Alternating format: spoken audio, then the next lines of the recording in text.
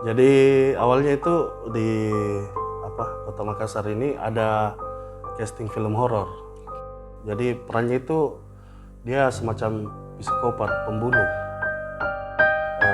Pada saat on kamera, saya turun ke dalam sebuah lubang itu lubangnya seperti berdetak, berdenyut. Jadi kayak orang yang saya tegur tadi itu masuk, dia bersalam, "Assalamualaikum." Saya bilang "Waalaikumsalam," saya balik. Saya tanya, "Dari mana?" Dia bilang, "Baru Kak selesai ambil gambar Kak, capek sekali." Makanya saya bingung sendiri. Kalau dia baru datang selesai dari lokasi, yang tadi saya tegur itu siapa?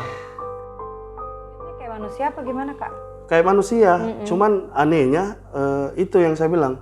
Jadi dia berdiri agak bungkuk, tangannya sampai ke lantai.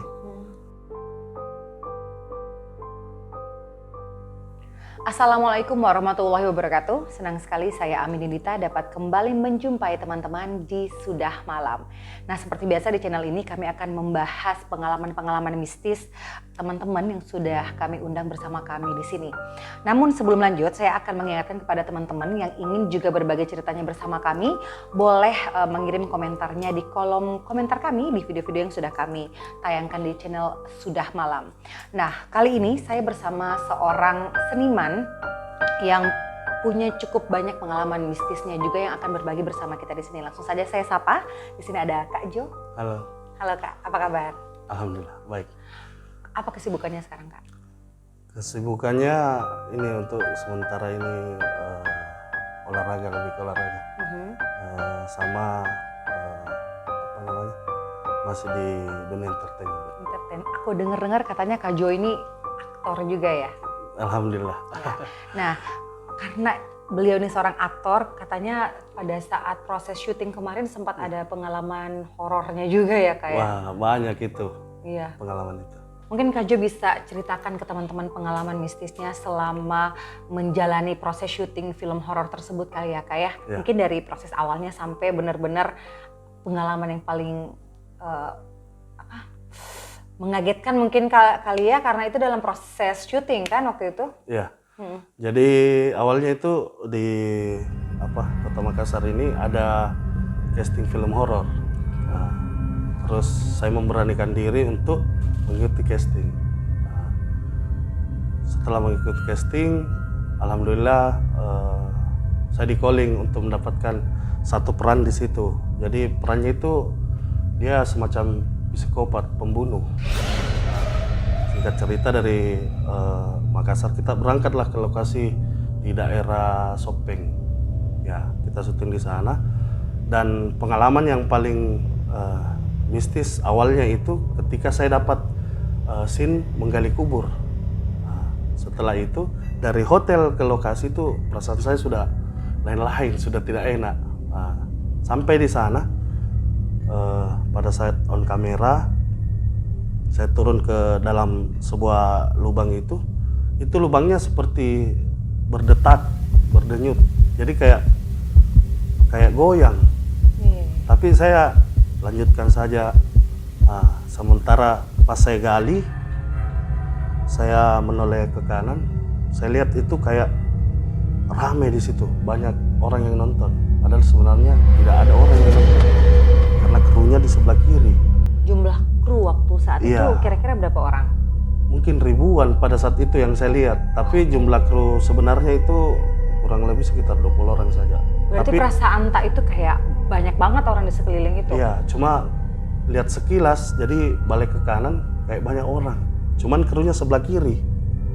Nah, setelah itu lanjut syuting. Sudah selesai syuting, saya balik ke hotel untuk beristirahat.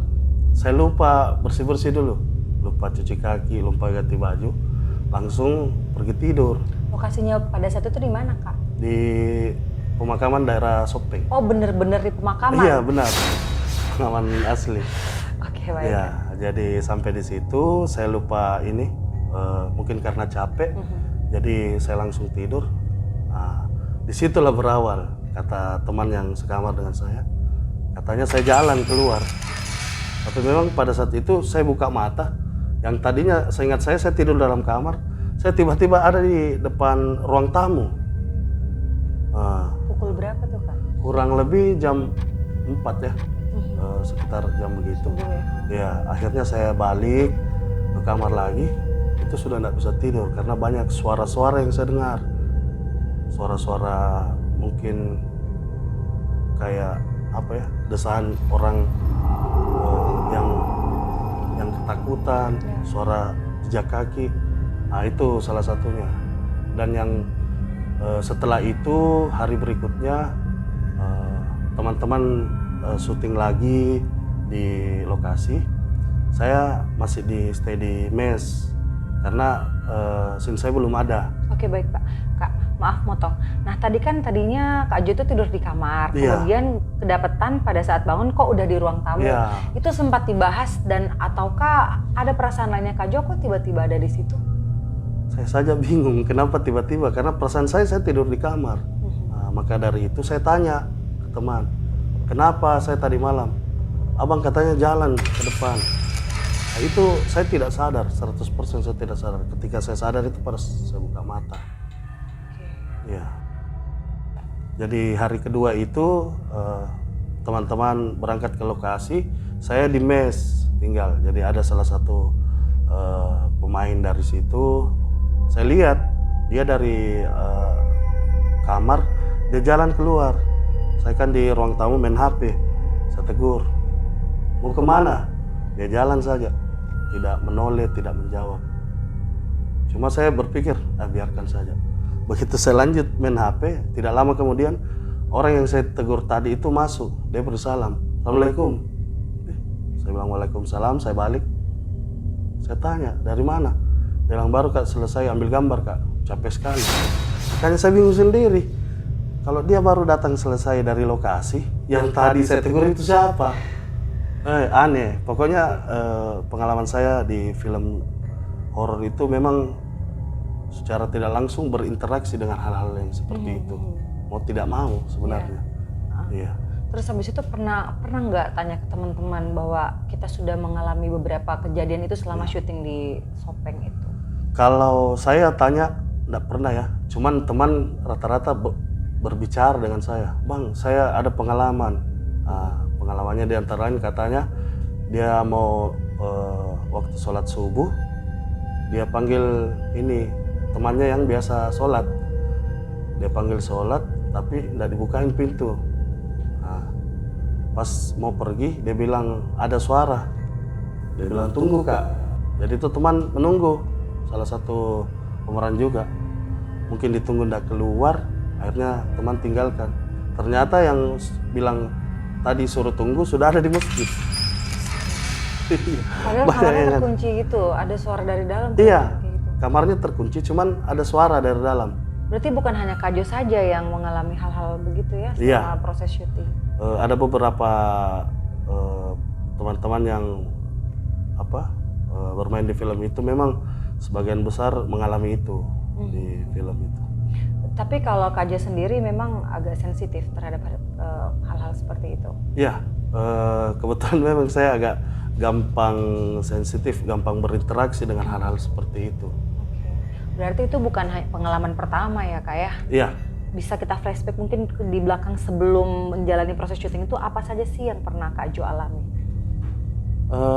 Mungkin di film-film sebelum yang saya ceritakan barusan ini, saya juga pernah syuting di beberapa daerah di Sulawesi Selatan, itu lebih aneh lagi. Kebetulan kemarin sempat saya jadi host salah satu ini konten mistis juga. Di situ pengalaman saya itu pada saat syuting, bintang tamu yang saya interview itu langsung kesurupan pada saat itu. Tapi memang sebelumnya sudah tokoh masyarakat, dia sudah ingatkan jangan syuting di sini. Berarti tempatnya yang bermasalah? Iya, tempatnya bermasalah. Cuma mungkin krunya tetap menjalankan.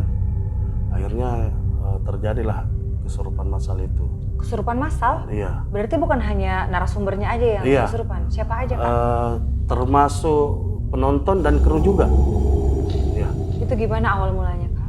Jadi awal mulanya itu tadi yang saya bilang sudah dilarang tapi tetap.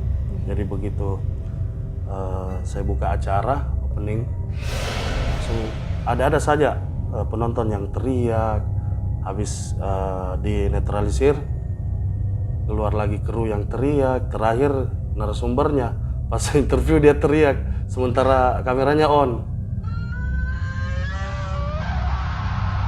Terus ada nggak orang di situ yang bisa yang tadi kita bilang bisa menetralisir orang-orang yang lagi kesurupan ini? Ya, jadi memang di setiap syuting seperti itu memang ada salah satu orang yang dipercayakan. Cuman kan pada saat itu namanya kesurupan massal, jadi tidak satu individu saja, jadi banyak. Iya, betul. Iya, terakhir itu kurang lebih 7 orang. Berapa lama waktu itu berlangsungnya? Kurang lebih hampir 1 jam. Ada yang diomongin nggak sama orang-orang yang kesurupan ini? Iya, omongannya itu sudah, katanya dia berbahasa daerah, katanya saya sudah peringati, kenapa masih dilanjutkan? Mereka merasa terganggu. Merasa terganggu. Cuma kan namanya kita sebagai manusia tidak akan bisa berinteraksi langsung kecuali kita punya kelebihan. Iya. Kan di situ juga beberapa teman-teman dari kru itu bisa merasakan juga, maksudnya sensitif. Cuma mungkin karena dia berpikir kalau saya sampaikan mungkin syutingnya nggak jadi. Dan memang akhirnya syutingnya nggak jadi ya? Syutingnya itu nggak sampai selesai, mungkin nggak sampai pertengahan sudah diselesaikan. Iya. Nah, pada saat udah mau selesai nih, mereka akhirnya bubar nih, Iya. istilahnya udah pergi. Iya. Apa kesepakatan yang dilakukan sehingga berhentilah kesurupan dari semua kru yang ada di situ? Yang pertama mereka lakukan meminta maaf dengan tokoh masyarakat yang pertama kali melarang kita syuting di situ. Kedua, yang paling parahnya, berselang kurang lebih berapa bulan ya, saya dengar dari tim itu ada yang meninggal. Ya, percaya atau tidak, memang kenyataannya seperti itu. Penyebabnya? Kalau penyebab langsungnya kurang tahu juga. Cuman ada beberapa opini-opini dia kait-kaitkan dengan Setelah kejadian itu? peristiwa kemarin. Jadi memang ada orang yang sensitif ya, yang bisa langsung kesurupan kayak gitu ya. Iya. Nah kalau Kak Jo sendiri kan juga sensitif, tapi Iya. nggak sampai kesurupan ya Kak ya? Ya alhamdulillahnya enggak. Mungkin saya lebih bisa menjaga diri. Karena hal-hal seperti itu kan percaya atau tidak, kalau kita tidak bisa membentengi diri kita, ya pastilah masuk. Oke, baik. Berarti kalau Kak Jo ini dari usia berapa Kak sudah peka terhadap hal begitu? Kurang lebih mulai itu 10 tahun yang lalu. Cuman saya kan pertama tidak percaya dengan hal-hal seperti itu. Jadi saya bertanya dengan orang-orang yang biasa mengalami hal seperti itu, katanya harus percaya dengan yang namanya gaib, karena menurut agama kita, alhamdulillah saya Islam, Tuhan itu gaib, jadi harus percaya dengan Hal-hal seperti begitu. itu, ya. Apa sih yang Kak Jo alami pada saat itu sampai akhirnya Kak Jo menyadari bahwa oh ternyata saya bisa merasakan hal-hal begitu? Pertamanya terganggu, maksudnya saya tidak seperti manusia normal pada umumnya. Cuman mungkin karena terbiasa, akhirnya itu tadi yang saya bilang, saya konsultasi dengan beberapa orang, ternyata memang katanya kamu salah satu orang yang terpilih bisa merasakan hal seperti begitu. Apa yang dirasakan? Merasakan makhluk tak kasat mata, kadang melihat bayangan. Oke. Iya. Tiba-tiba Pokoknya aneh kayak lah. berasa aja dari Iya. situ ya. Jadi sempat teman-teman bilang, malas mau berteman sama kau. Saya bilang kenapa? Ada aneh-aneh kok. Agak horor ya. Iya, agak Tiba-tiba horor. mungkin kita lagi ngumpul gini, kita sadar ada yang seperti itu. Iya. Tapi kita sempat ngomong nggak ke orang yang ada di situ? Pertamanya nggak ngomong, tapi karena mungkin saya ini nggak bisa tampung juga. Akhirnya saya ngomong, saya bilang saya lihat begini, saya lihat begini. Teman yang tidak percaya pasti dia bilangnya saya gila, mungkin kau gila ini. Jadi cara mengontrolnya bagaimana Kak? Saya lebih banyak bersikir supaya dijauhi dari makhluk-makhluk yang jahat. Supaya dia ini apa namanya, takut-takut juga dekat tuh. Iya. Sebenarnya kalau kita nggak takut kita nggak takut juga dia nggak ganggu kali Iya. ya Kak ya. Nah kita kembali lagi ke proses syuting tadi, kan udah beberapa kejadian yang dialami Kak Jo sendiri, bahkan ada juga kru yang lain. Nah sampai berakhirnya proses syuting film tersebut itu, apakah ada kejadian lagi? Kejadian terakhir yang saya dengar di situ pada saat saya sudah pulang, teman-teman masih tinggal kurang lebih 2 hari. Katanya pas ambil, menurut kepercayaan orang di situ, mengambil scene, katanya tarian mistis itu sempat terganggu, adanya angin kencang, peralatan macet, tapi itu secara spontan semua, tiba-tiba. Ya, jadi itu yang terakhir saya dengar. Biasa gitu kali ya kalau kita berurusan dengan kayak film horor atau konten horor yang tadi Kak Jo jelaskan. Itu waktu syuting YouTube konten horornya Kak Jo itu lokasinya emang harus di luar gitu ya? Jadi konten saya dulu itu memang lokasinya itu mencari tempat-tempat yang mistis. Oh emang nyari. Iya. Supaya untuk videonya lebih mengedukasi masyarakat. Cuma memang dari pengalaman mistis di situ yang paling banyak saya alami ketika opening, ada suara, bahkan kesurupan, atau saya lihat langsung bayangan, memang sering seperti. Bisa bayangan itu seperti? Bayangannya itu seperti ini, orang melintas. Jadi hanya sekian detik. Kayak siluet gitu ya? Ya, cuman yang agak lama itu ketika indera pengerasa kita itu aktif, kayak bulu kuduk kita merinding, terus telinga kita mendengar suara-suara, lebih sering seperti itu. Dalam keadaan sadar atau nggak sadar itu sering merasa seperti itu, misalkan kayak lagi tidur gitu, pernah ngerasa juga nggak? Iya, pernah. Khususnya kalau bukan di rumah sendiri, maksudnya mungkin syuting di daerah, tidurnya di hotel atau di mes, pasti tidak bisa tidur. Hayalannya pasti ke situ. Ih, kenapa ada yang kayak begini, kenapa ada yang kayak begitu, dan itu selalu terbawa. Mengganggu. Iya, mengganggu sekali. Jadi harus selalu ada temennya gitu ya? Ya, kurang lebih seperti itu. Cuman bagi saya itu sudah hal yang biasa, karena kan kemarin juga kontennya itu yang namanya konten horor ya, pasti berbau mistis kan. Filmnya juga horor, pasti berbau mistis. Siap atau tidak siap, kita harus siap, karena kita yang sudah memilih. Pernah nggak terjaga selama sehari atau semalam aja karena ada perasaan-perasaan yang seperti itu, misalkan di kamar sendirian terus ngerasa hal-hal yang begitu?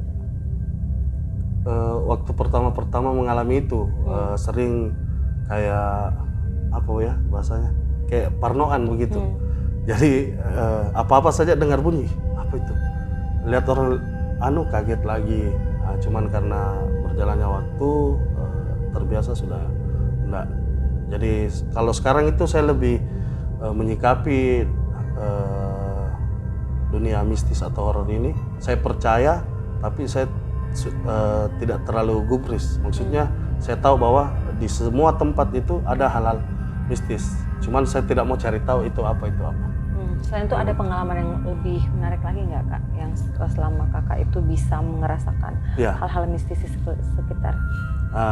Pengalaman syuting sih lebih banyak. Jadi saya pernah syuting di daerah Malino, daerah Malino itu di air terjun. Jadi saya mendaki ke atas. Peran saya di situ jadi juru kunci. Perannya jadi juru kunci jadi juru kunci baik. gunung itu. Jadi beberapa itu memang pada saat sebelum syuting itu arahan dari sutradara dan skrip itu sudah di luar kepala saya. Jadi saya berpikir, sebentar take-nya ini cepat selesai. Tapi kenapa pada saat syuting itu saya mau bicara saja kaku, kayak gagap begitu. Jadi mungkin diulang-ulang, akhirnya ada tokoh masyarakat yang bilang sama saya, tadi waktu masuk di sini tidak beri salam ya. Jadi saya ingat-ingat, oh iya saya tidak beri salam. Dia bilang, ambil dulu air biar lancar syuting tak, dia bilang begitu. Jadi saya disuruh ambil air, terus mungkin dia jampi-jampi, dia mantra-mantra begitu, dia tiup, disuruh saya minum dan cuci muka. Break setengah jam, begitu mulai syuting, alhamdulillah lancar. Jadi apa yang tadinya saya lupa, saya ingat kembali. Nah, jadi di situ saya ambil kesimpulan bahwa di setiap tempat itu ada memang hal-hal seperti itu. Harus memang permisi. Iya, jadi harus datang di rumahnya orang permisi. Iya, apalagi di tempat-tempat seperti itu ya. Iya. Kayak berarti pengalaman Kak Jo ini di dunia entertainment udah tinggi juga ya. Tapi khususnya di horor ya. Iya, di horor kebanyakan begitu. Tapi emang setiap syuting film horor pasti ada kejadian seperti itu ya? Saya tidak tahu, mungkin kalau produksi lainnya. Kalau yang saya alami sendiri, saya syuting film horor itu pasti saya alami hal-hal seperti itu. Kebetulan saya juga pernah syuting, mungkin bukan film horor, tapi saya alami kejadian itu. Seperti? Seperti yang tadi saya bilang, suara-suara penampakan, karena mungkin karena kalau kita terlalu senang, terlalu girang, atau terlalu capek lupa beri salam, langsung saja nyelonong kan. Kak pengen tahu dong, suara-suara apa sih yang biasa didengar itu? Yang paling sering itu kayak suara desahan kayak binatang. Jadi suara-suara yang garang. Dan yang kedua suara langkah orang jalan. Paling sering seperti itu. Kayak kemarin di syuting di Bulukumba itu, di daerah titik 0 Tanjung Bira, pas syutingnya malam sekitar jam 1, saya ke sana. Itu di depan teras hotel itu seperti ada orang jalan. Saya pikir teman atau kru. Saya belum bisa tidur, jadi mau keluar, mau santai-santai dulu. Begitu saya keluar, suara langkahnya itu jelas sekali. Saya buka pintu, tidak ada orang. Jadi orang sudah tidur, jadi sudah kosong di situ. Makanya saya heran. Tadinya saya mau keluar untuk santai, saya tidak jadi keluar. Jadi sering banget kayak gitu. Iya, sering seperti itu. Pernah nggak tanya ke teman kayak, kamu dengar nggak suara seperti ini? Iya, Karena kita jadi lagi dengar begitu kan? iya, jadi biasa teman ada yang dengar, ada juga yang tidak. Oke, baik. Kalau tadi kan Kak Jo mengatakan ada suara-suara yang sering didengar kayak gitu ya, kayak kalau melihat langsung nih, bukan bayangan aja, pernah nggak? Kalau saya melihat langsung, tapi cuma beberapa detik, itu jelas sekali saya lihat. Saya tidak tahu jenisnya apa itu dia orangnya kurang lebih setengah meter. Cuma tangannya itu sama panjang dengan kaki. Jadi sampai di lantai gitu. Iya, jadi dia jalan itu tangannya bagaimana ya? Merinding saya cerita ini. Iya. Ya, saya lihat langsung itu. Tapi wujudnya kayak manusia apa gimana, Kak? Kayak manusia, cuman anehnya itu yang saya bilang. Jadi dia berdiri agak bungkuk, tangannya sampai ke lantai. Nah, begitu saya lihat, saya dekati, hilang. Karena saya penasaran juga. Di mana itu, Kak? Di daerah Pangkep. Nah, syuting kemarin juga itu. Syuting juga? Iya, jadi ada film kemarin yang saya bekerja sama. Di situ secara tidak sengaja, jadi saya keluar bakar rokok. Mungkin mata saya sembarang, melihat sembarang, saya lihat seperti itu. Ada baunya nggak sih, Kak, kalau ngelihat begitu? Bukan lebih ke bau sebenarnya, lebih ke aneh. Kedua, antara mau lihat dengan tidak, jadi mau mundur atau maju. Jadi begitu saya maju, dia hilang. Ya aneh, pasti saya yakin itu bukan manusia. Tidak ada manusia yang tangannya sama kakinya sama panjang. Sama panjang. Iya. Gitu ya. Iya. Tapi hanya sekali itu bisa ngelihat Ya, kayak gitu. sekali itu. Yang lain dari itu seperti bayangan. Nah, itu paling sering bayangan yang terlintas dengan suara. Tapi bayangannya sama aja semuanya setiap ngelihat bayangan yang lewat itu. Berbeda-beda. Heeh. Mungkin ada bentuknya seperti manusia, ada berbentuknya seperti binatang. Nah, suara-suara yang saya dengar juga ada seperti desaan manusia, ada seperti desaan binatang. Jadi agak peka dengan hal seperti itu. Oke. Kalau menurut Kak Jo sendiri kan ini udah syuting kemana-mana ya Kak. Lokasi-lokasi seperti apa yang sebenarnya yang paling banyak kita menemukan hal seperti itu? Sebenarnya kalau saya pribadi ya itu tempat-tempat yang jarang dijamah manusia seperti hutan, mungkin rumah kosong. Ya. Tapi tidak semua. Jadi yang tempat kemarin yang saya tempati syuting itu memang tempatnya ramai. Cuman saya tidak tahu masyarakat di sekitar situ menganggap bahwa itu tempatnya mistis. Nah, jadi memang kenyataannya seperti itu. Iya, seperti kita kembali lagi pada saat syuting yang scene menggali kubur itu kan, Iya. Kak Jo katanya sempat ngeliat kayak banyak orang yang nonton di situ tuh. Pernah cerita ke kru yang lain nih kalau kok kenapa di sini tiba-tiba rame? Saya cerita pada saat sudah pulang ke Makassar, baru saya cerita. Makanya salah satu kru bilang sama saya, untung kita tidak sampaikan ke talent yang lain, Bang. Kalau kita sampaikan pasti tidak ada yang mau syuting, Oh kita iya, pulang semua. harus selesai dulu dong baru diceritain, kalau nggak jadi syutingnya. Iya. Itu kejadian berapa bulan yang lalu Kak? Lebih tepatnya di bulan 3 tahun 2022. Oh berarti Baru setahun yang lalu. 2022 ya? Oh iya. Setahun yang lalu. Nah setelah itu ada kejadian lagi nggak? Kan Belum setahun pernah. yang lalu, belum pernah lagi. Belum ya? pernah. Dari pasca syuting itu belum pernah lagi. Siapa tahu Kak Jo ada yang mau disampaikan ke teman-teman yang juga mungkin sama seperti Kak Jo bisa merasakan hal-hal yang begitu tapi mereka belum bisa mengontrol dirinya biar agak lebih tenang seperti itu. Ya mungkin saran dari saya dengan hal-hal yang saya ceritakan tadi, kita lebih percaya diri, menebalkan iman kita, dan jangan lupa bahwa di setiap tempat itu ada hal-hal seperti begitu. Tapi jangan kita takut. Tuhan tetap nomor satu. Bismillah saja dan banyak bersikir. Oke baik, Kak Jo terima kasih Ya, sama-sama. sudah berbagi ceritanya Ya, bersama kami dan juga sudah memberikan pesan kepada teman-teman Ya. di channel Sudah Malam. Dan kembali saya ingatkan untuk teman-teman yang ingin juga ceritanya kami angkat bersama kami di sini bisa berkomentar di kolom komentar kami di video-video yang sudah kami tayangkan di channel Sudah Malam. Saatnya saya Amin Indita dan juga Kak Jo pamit Ya. undur diri. Assalamualaikum warahmatullahi wabarakatuh. Terima kasih Kak Jo. Ya.